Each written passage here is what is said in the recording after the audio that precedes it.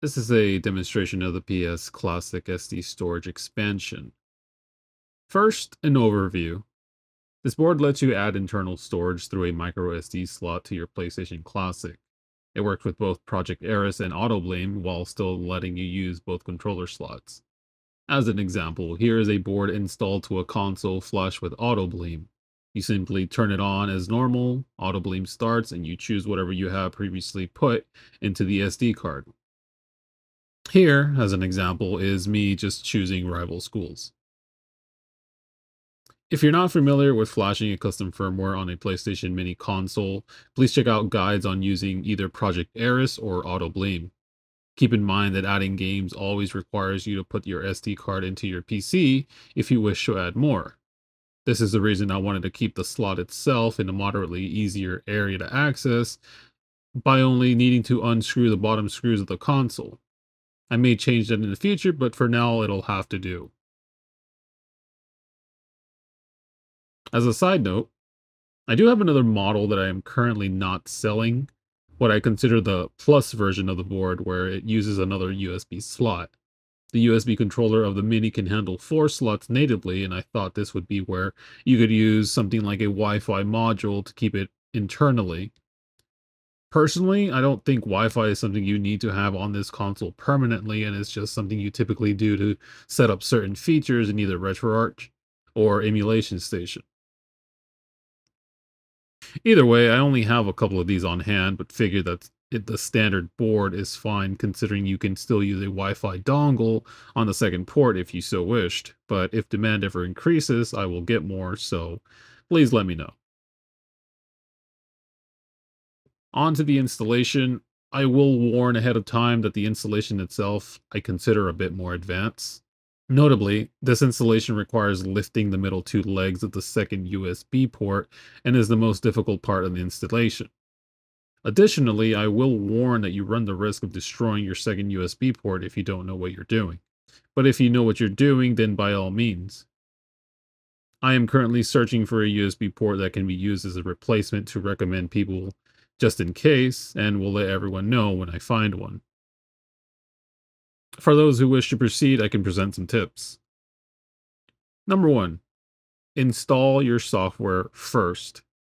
Whether you are wanting to run Project Eris or AutoBleem, you must install your custom software first. So please refer to their respective guides for doing that.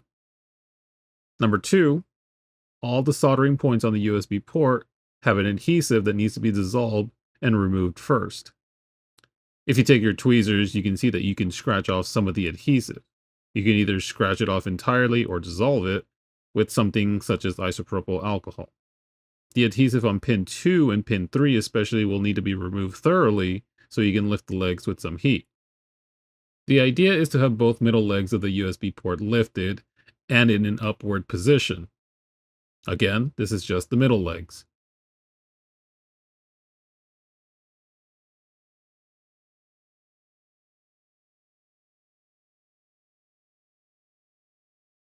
Here's an example, a picture by Viral DNA, and another here, a user that snipped the legs. One warning, do your best not to melt the plastic that holds the middle legs. It doesn't have to be perfect, as shown here, as long as you're able to solder the wire to the pin itself.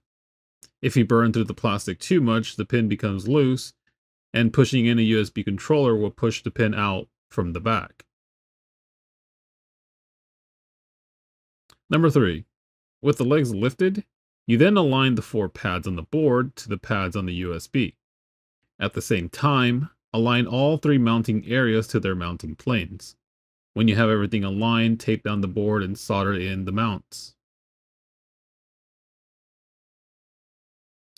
To solder the pads, I recommend using soldering paste.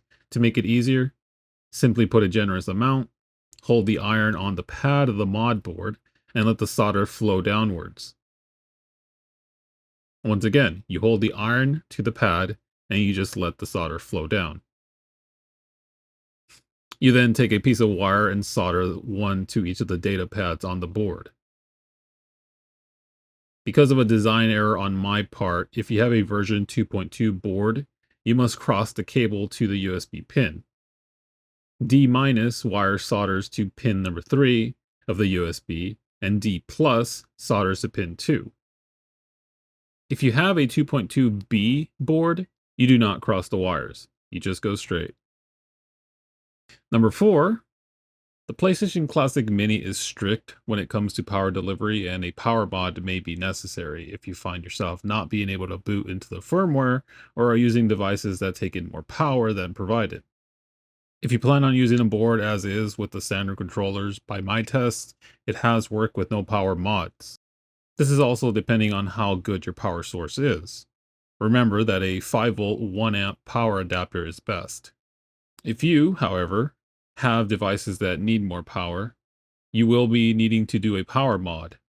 Each USB port has a pair of resistors that can be bridged to allow more to pass. Again, this mod is only needed if you find certain peripherals not working for you.